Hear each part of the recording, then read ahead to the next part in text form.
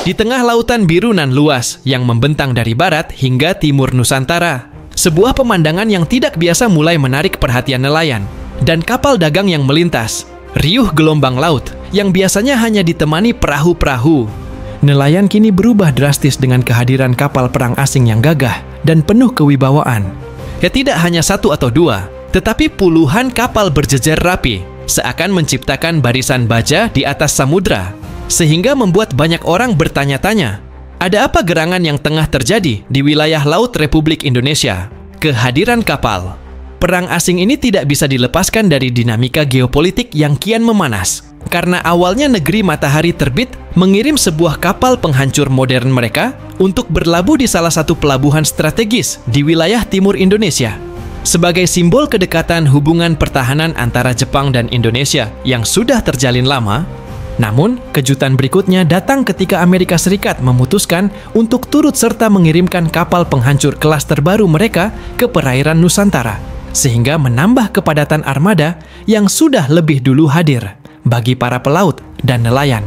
Tradisional pemandangan ini menjadi sesuatu yang belum pernah mereka saksikan sebelumnya, karena kapal perang raksasa dengan radar canggih, meriam berkaliber besar, dan tiang komunikasi menjulang tinggi kini berdampingan dengan kapal nelayan kecil yang hanya mengandalkan layar sederhana, sehingga kontras itu menimbulkan rasa takjub sekaligus cemas, karena mereka menyadari bahwa wilayah laut yang biasanya tenang kini menjadi panggung adu kekuatan negara-negara besar.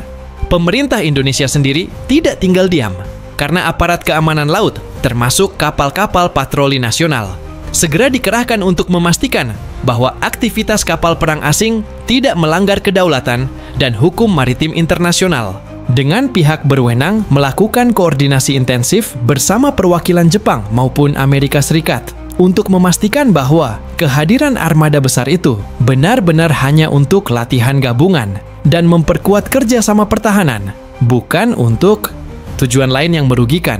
Latihan gabungan ini disebut sebagai salah satu yang terbesar dalam sejarah kerja sama militer Indonesia dengan negara asing, karena ribuan personel dari 3 negara dilibatkan dalam simulasi pertempuran laut, penyelamatan korban bencana, hingga operasi pengamanan jalur perdagangan, di mana Laut Indonesia dipilih bukan tanpa alasan, sebab wilayah ini dikenal sebagai jalur strategis dunia yang menghubungkan Samudra Pasifik dengan Samudra Hindia, yang setiap harinya dilalui ribuan kapal dagang pembawa barang bernilai miliaran dolar.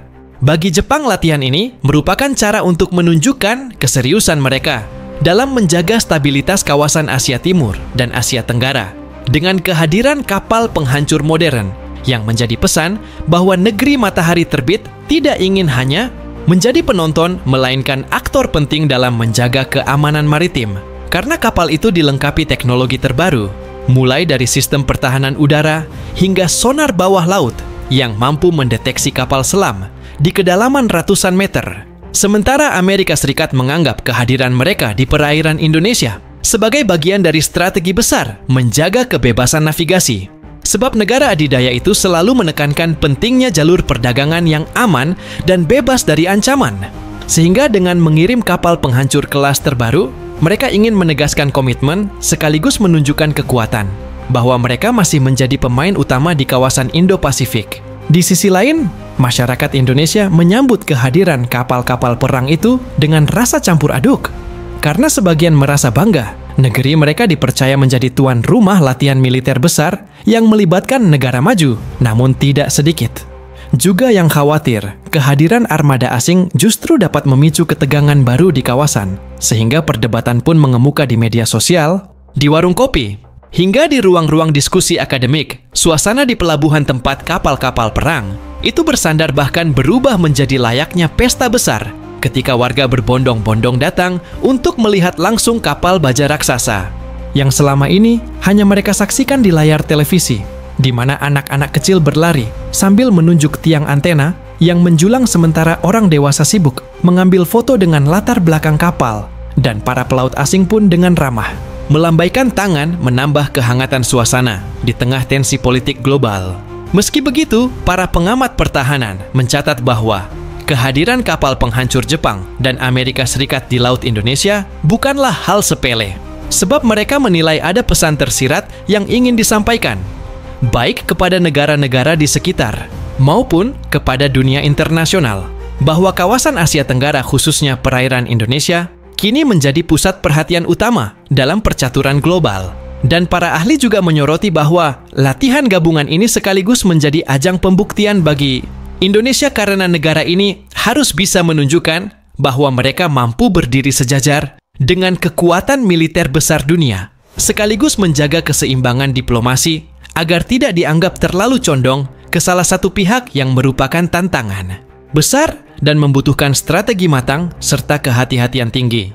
Latihan gabungan kemudian dimulai dengan simulasi penyelamatan kapal dagang yang diserang perompak ketika kapal penghancur Jepang bertugas menghalau musuh, sementara kapal perang Amerika Serikat melakukan operasi penyergapan dari sisi lain.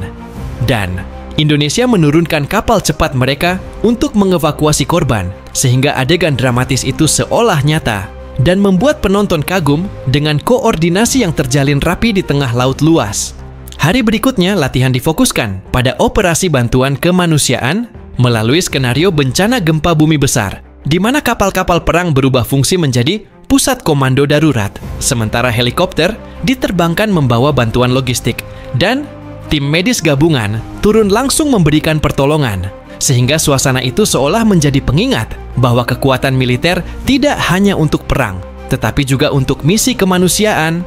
Di sela-sela latihan, para perwira tinggi dari ketiga negara menggelar pertemuan strategis untuk membicarakan tidak hanya soal taktik militer, tetapi juga rencana jangka panjang menjaga stabilitas kawasan, di mana Indonesia menekankan pentingnya menghormati hukum laut internasional. Jepang menekankan solidaritas kawasan, dan Amerika Serikat kembali mengingatkan soal kebebasan navigasi, sehingga meski masing-masing negara membawa kepentingan mereka tetap mencari titik temu.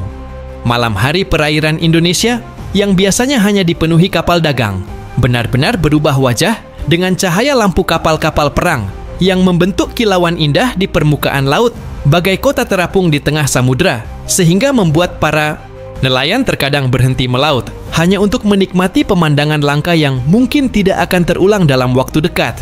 Meski begitu, ketegangan tetap terasa karena banyak pihak khawatir kehadiran kapal perang dari negara besar bisa memancing reaksi negara lain yang merasa tidak nyaman. Misalnya Cina, yang sejak lama memiliki kepentingan besar di kawasan ini. Dan para analis menilai cepat atau lambat akan ada respons diplomatik dari Beijing yang bisa memengaruhi hubungan antar negara di kawasan.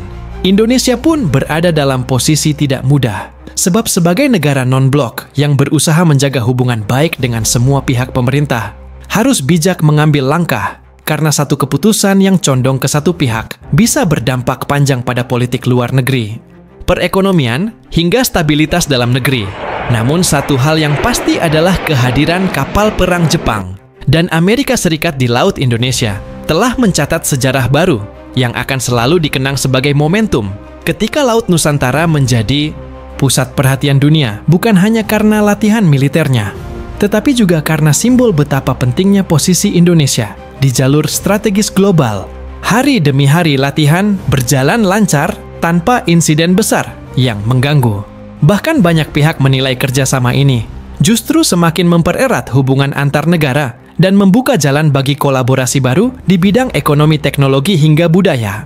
Sehingga Indonesia semakin percaya diri menatap masa depan, menyadari bahwa mereka tidak hanya menjadi jembatan dunia, tetapi juga pemain penting di kancah internasional. Dan ketika latihan resmi ditutup dengan upacara sederhana di atas kapal perang Indonesia, semua pihak tahu bahwa apa yang mereka lakukan bukan sekadar manuver militer, tetapi juga pesan kuat kepada dunia bahwa Indonesia bersama mitranya siap menjaga perdamaian, siap melindungi jalur perdagangan global, dan siap berdiri tegak di tengah pusaran geopolitik dunia yang kian bergejolak. Bismillah.